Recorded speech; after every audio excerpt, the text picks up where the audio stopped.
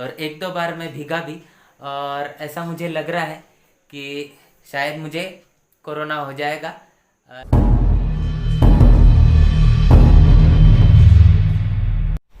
दोस्तों कैसे आप सब, उम्मीद है आप सभी लोग ठीक होंगे। और आज का जो व्लॉग है उसमें मैं पूरे दिन के शेड्यूल के बारे में आपको बताने वाला हूँ।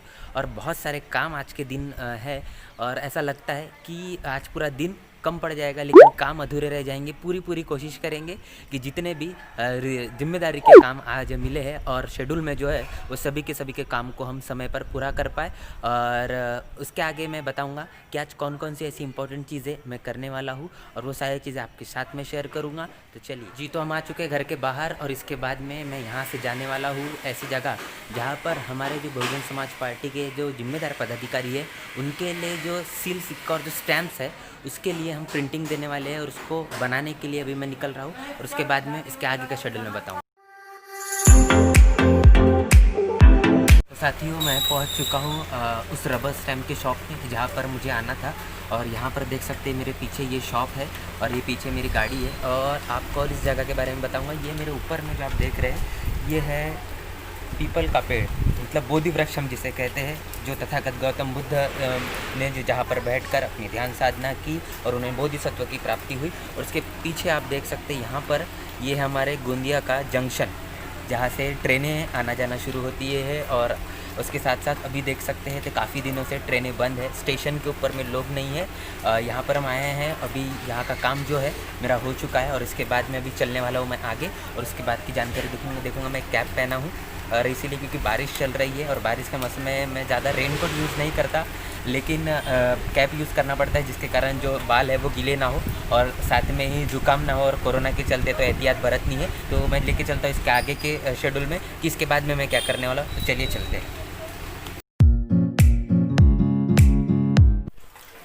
लोकेशन हो चुकी है चेंज और बारिश अभी अभी बस जस्ट बंद हुई है साथियों। और अभी मैं चल रहा हूँ आपको ऐसी जगह जहाँ पर काफ़ी दिन से मेरा जो पीसी था उसका सीपीयू में हार्ड डिस्क का प्रॉब्लम आ चुका था और अभी मैंने उसको सुधरवाने दिया था और वो भी बन चुका है। और वहाँ से अभी मैं उसको घर पर लाऊंगा और उसका इंस्टॉलेशन जो करना दिया था वो भी काम हो चुका है। तो अभी मैं चल रहा हूँ वहाँ पर और आपको दिखाऊँगा कि कौन से शॉप से मैंने ये काम करवाया है। तो आइए चलिए चलते हैं साथियों। तो मैं जिस शॉप में आने वाला था वो शॉप में मैं पहुंच चुका हूं और बहुत ही सही तरीके से और बहुत मस्त सिस्टम से उन्होंने इस हमारे सीपीयू को बना दिया। अभी देखिए हमारे कोमल कंप्यूटर भैया ने हमारा जो सीपीयू है उसको बनाया है। और उसके बाद में अभी मैं जाऊंगा उसको लेके घर सीपीयू को, उसके बाद में उसका इंस्टॉलेशन करेंगे। और उसके बाद में फिर और जो काम है, जो आज नए लोगों से मिलना है, बार बार उनके फ़ोन आ रहे हैं, बारिश के कारण हम उनके तक पहुंच नहीं पा रहे हैं। और जल्दी से मैं काम फिनिश कर मैं वहाँ तक के पहुँचूँगा और वहाँ के बाद मैं आपको दिखाऊँगा वहाँ जाकर कि वहाँ उनके साथ में बातचीत करेंगे और फिर वहाँ पर क्या प्लानिंग होती है उसके बारे में आप सभी को बताने वाला हूँ। तो चलिए चलते हैं।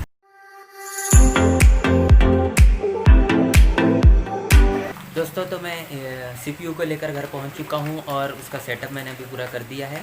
बहुत समय लगा उसके पीछे, बारिश कुछ रुकने का नाम नहीं ले रही और अभी ऐसा लगता है कि रेनकोट पहनना बहुत ज़्यादा ज़रूरी हो चुका है। अगर अभी रेनकोट नहीं पहनना तो अभी मुझे ऐसा लगता है कि तबीयत ख़राब होने से और जुकाम होने से कोई बचा नहीं सकता। तो अभी रेनकोट पहनना ज़रूरी हो चुका है। तो साथियों जैसे तैसे तो अभी रेनकोट पहन लिया है और अभी चलते हैं आगे, क्योंकि अभी रेनकोट तो मोस्टली मैं नहीं पहनता, लेकिन अभी आज तो पहनना ही पड़ेगा, नहीं तो बारिश तो इतनी ज़्यादा बढ़ रही है कि मतलब रुकने का कोई नाम नहीं ले रही है और काम भी आज किसी भी हालत में कंप्लीट करना है। तो आइए चलिए चलते हैं साथियों। तो मैं पहुंच चुका हूं ताई के घर और अभी देखते हैं ताई का जो मूड है वो ठीक है क्या, क्योंकि काफ़ी देर से मैं उनसे वेट करवा रहा हूँ। क्योंकि बारिश के चलते अभी मैं भी रेनकोट का जुगाड़ अभी जैसे तैसे किया और उसके बाद में यहाँ पर पहुँचा। तो अभी देखते हैं कि ताई का मूड कैसा है, फिर उसके बाद में आगे। ये ताई अभी रेनकोट पहन के हो गई रेडी और अभी वेट कर रहे हैं। चलिए दोस्तों अभी तो चलते हैं। चल जल्दी है। हाँ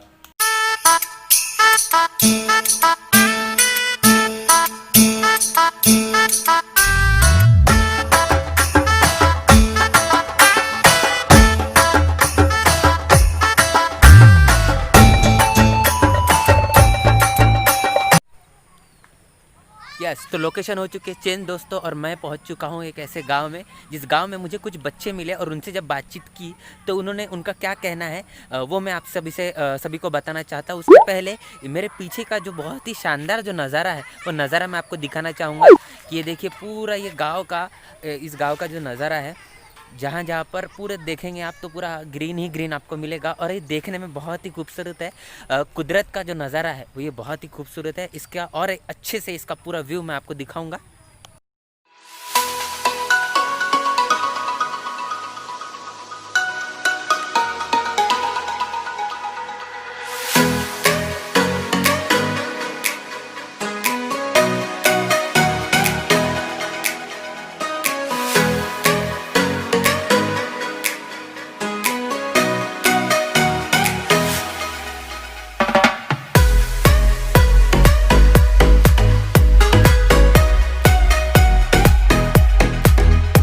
तो दोस्तों मैं जिस गांव में आया यहाँ पर मुझे कुछ बच्चे खेलते हुए मिले, तो मुझे ऐसा लगा कि उनसे पूछना चाहिए कि उस लॉकडाउन में वो किस तरीके से अपने समय को बिता रहे। तो चलिए पूछते हैं हमारे कुछ दोस्तों से जो छोटे नन्हे मुन्ने हमारा दोस्त है। तो ये है, क्या नाम है आपका? प्रज्वल।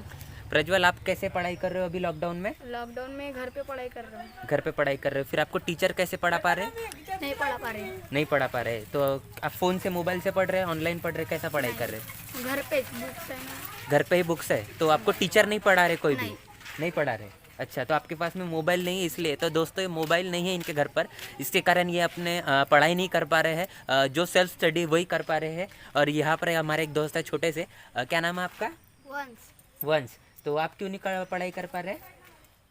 नहीं। रिचार्ज, फ़ोन में रिचार्ज नहीं होने के कारण ये पढ़ाई नहीं कर पा रहे। तो ऐसी काफ़ी सारी समस्या है साथियों। हमारे जो नन्हे मुन्ने बच्चे हैं ये इस लॉकडाउन के समय में खुश बहुत है, लेकिन इनका जो भविष्य है वो कहीं ना कहीं खतरे में नज़र आ रहा है, क्योंकि इस लॉकडाउन के समय में जो कोरोना के चलते काफ़ी सारी समस्याओं का सामना हमें करना पड़ रहा है, और जिसके कारण हमारा जो आने वाला युवा है, आने वाली जो पीढ़ी है, ये कहीं ना कहीं हमें एक मुश्किल में नज़र आ रही है। उनकी पढ़ाई धोखे में है, उनकी शिक्षा धोखे में है, ये हमको कहीं ना कहीं नज़र आ रहा है।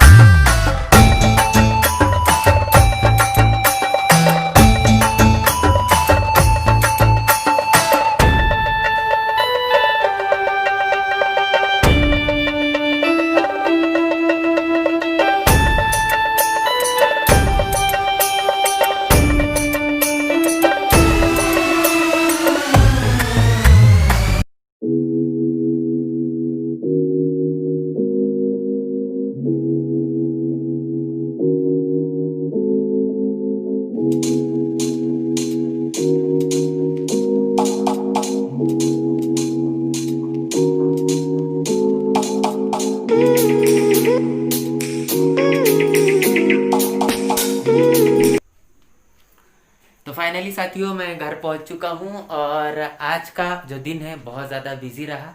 शेड्यूल बहुत ही ज़्यादा टाइट रहा। समय जितना भी मिला उस सभी समय के अंदर में हमने पूरी काम करने की कोशिश की, और एक दो बार मैं भीगा भी, और ऐसा मुझे लग रहा है कि शायद मुझे कोरोना हो जाएगा, लेकिन ऐसा कुछ नहीं है। मैंने एहतियात बिल्कुल तरीके से बरती है। जब जब समय आया तब मैंने रेनकोट का यूज़ किया, और उसके बाद में कोशिश किया कि जो बारिश है उससे बचा जाए। और आज का जो पूरा दिन है, उस पूरे दिन में फील्ड में जाने के बाद में जो चीज़ें सीखी और जो समझ में आई वो यही रही कि समाज के अंदर में जो नकारात्मक नेगेटिविटी, ये उन्हीं लोगों के पास से हमें नज़र आती है जो लोग फुले शाह बाबा साहब के मिशन को एक सकारात्मक या भविष्य की दृष्टि से नहीं देखते, जो सिर्फ और सिर्फ स्वार्थ के ऊपर में डिपेंड है, जो सिर्फ अपना स्वार्थ समझ रहे हैं। ऐसे ही लोग फुले शाह बाबा साहब के मिशन से हमें नफरत करते हुए नजर आते हैं, या फिर उनके जबान से सिर्फ हमें नेगेटिविटी नजर आती है, और सकारात्मकता या पॉजिटिविटी हमें उस लोगों से मिलती है जो इस मिशन से आशा और उम्मीद लगाए हुए हैं कि एक दिन ज़रूर ऐसा आएगा इस पूरे देश के अंदर में बहुजनों का राज होगा, बहुजनों का शासन होगा। तो साथियों इसी तरीके से मेरे व्लॉग में बने रहिएगा। और आज के व्लॉग में इतना ही, मिलते हैं अगले वीडियो में, अगले व्लॉग में इससे भी अच्छा करने की कोशिश करूंगा और एक नई चीज़ आपको देने की कोशिश करूंगा। तो आज के लिए व्लॉग में इतना ही। ये वीडियो अगर आपको पसंद आता है तो इसे लाइक जरूर करिएगा, कमेंट करिएगा, शेयर करिएगा और आज सब्सक्राइब करना ना भूले। तब तक के लिए जय भीम, जय भारत।